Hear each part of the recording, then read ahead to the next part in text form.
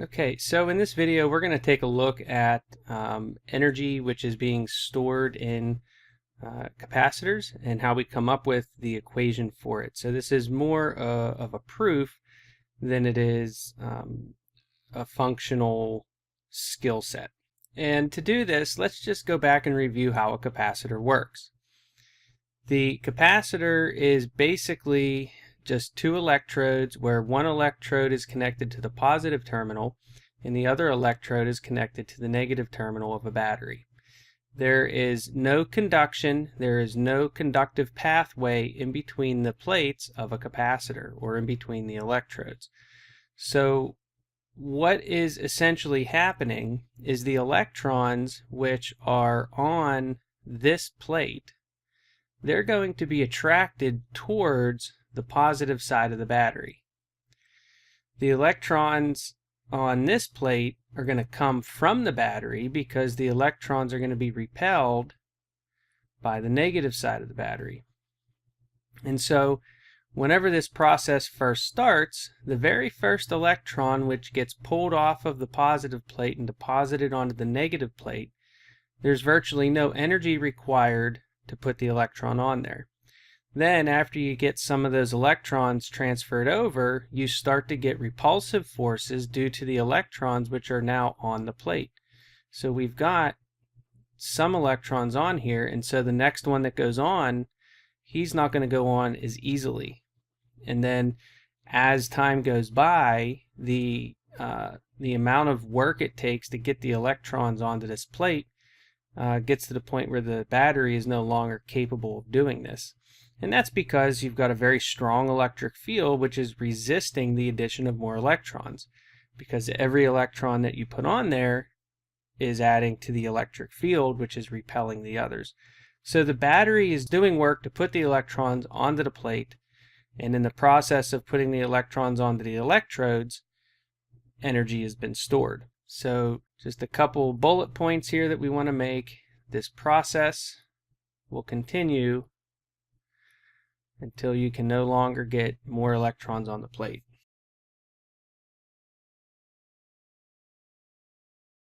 Now, when does that occur? Well, that's going to occur when the potential difference of the electrodes is equal to the potential difference of the battery. Okay, and we'll talk more about that whenever we get into circuits in our next unit. But it's at this point that charging stops. Okay, so our goal here was to look at the energy which is stored in a capacitor. And you should know from last year that the energy of a capacitor is going to be equal to 1/2 C times delta V squared. Now, this is what we're attempting to prove. And last year we did this proof basically using algebra. This year we're going to do it using calculus, but I want to go through the algebra proof first because it's a fairly straightforward and quick proof to do. So what we're going to do is we're going to start by saying that the energy stored in a capacitor is going to be equal to Q times delta V average. And the reason we say, or at least the reason I say that it's delta V average, is because of what I said earlier, that whenever you place the first electron onto the negative terminal, it requires no work because there's no electric field pushing back on that electron. And then the next one requires a little bit more work, and the one after that requires a little bit more work. And it is a linear relationship between the potential and the work done. Now, graphically, we have potential versus the work done, and that is linear. Now, because it's a linear relationship, we can say that it's the average potential in order to determine the total work which is done.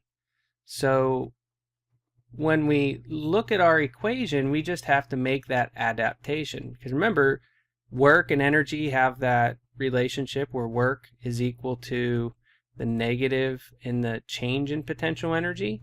And that's the relationship we're using here, but I'm ignoring that negative sign for now, just for simplicity.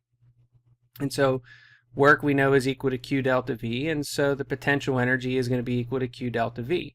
But we assume that this delta V is going to be like a constant. All right, so anyways, delta V, we end up with U is equal to delta V average, so that's going to be Q. And how do you find the average of anything? Well, up here we have V max, and down here we have V min, and so you would just take this plus this and divide it by 2. So we just have 1/2 delta V max. Okay? And delta V max is just that maximum potential that we have, and that's going to be the potential of our battery. Finally, just to finish this up real quick, we get the potential of the capacitor is going to be equal to 1/2 Q times delta V. Now, delta V, we're going to convert that using our definition of capacitance. So if capacitance is equal to Q over delta V, then that means Q is equal to C times delta V. So we're going to eliminate Q. So U for the capacitor is equal to 1/2 times C delta V times delta V, and you can see that this is going to be equal to 1/2 C delta V squared. And this is how we determine the potential energy of a capacitor. Okay, so this was the basically simple proof, and now I want to take a look at the calculus proof.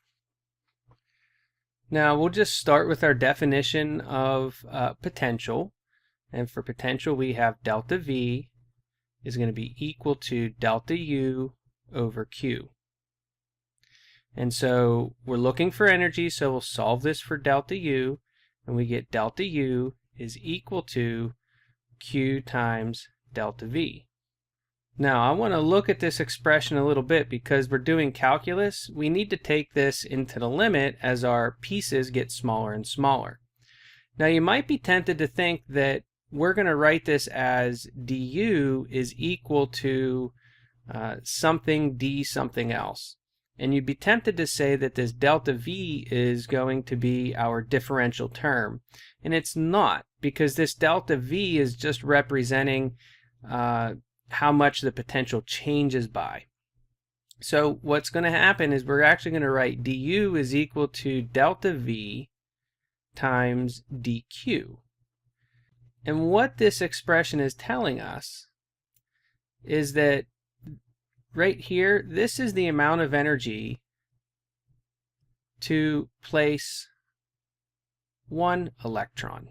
Okay, that's the amount of energy to place one electron. So at any particular instant of time, when we're looking at moving just a single electron, there's going to be a potential difference that the electron moves through.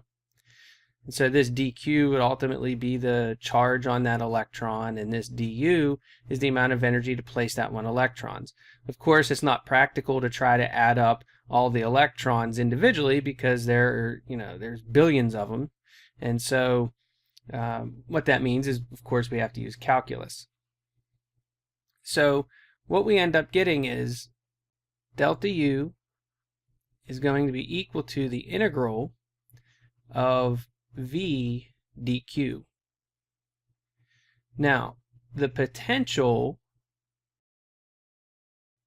this depends on the charge on the plate or on the electrode.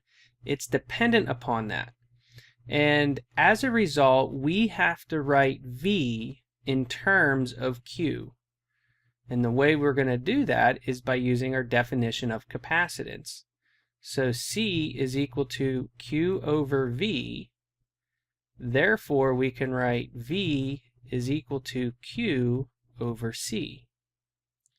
So let's write that in there. So we get delta U is equal to the integral of Q over C dq. All right, now we're going to take this from 0 charge to our final charge, Q final. And when we do that, we're going to get delta U is equal to 1/2 Q squared over C. Now Q, using our definition of capacitance, Q is equal to C times V, delta V actually. Q is equal to C times delta V. So we're going to rewrite this as delta U is equal to 1/2 times C squared V squared over C. And then this C is going to cancel with one of those C's. And that's going to leave us with delta U is equal to 1/2 CV squared, which of course is the equation that we were looking for at the onset. You know, I think it's easy to understand how to determine the potential energy of our capacitor. We can do it using just algebra ideas without involving any calculus. And then we can do it using calculus, which I think this is a much deeper understanding of what's going on. It seems just a little less arbitrary.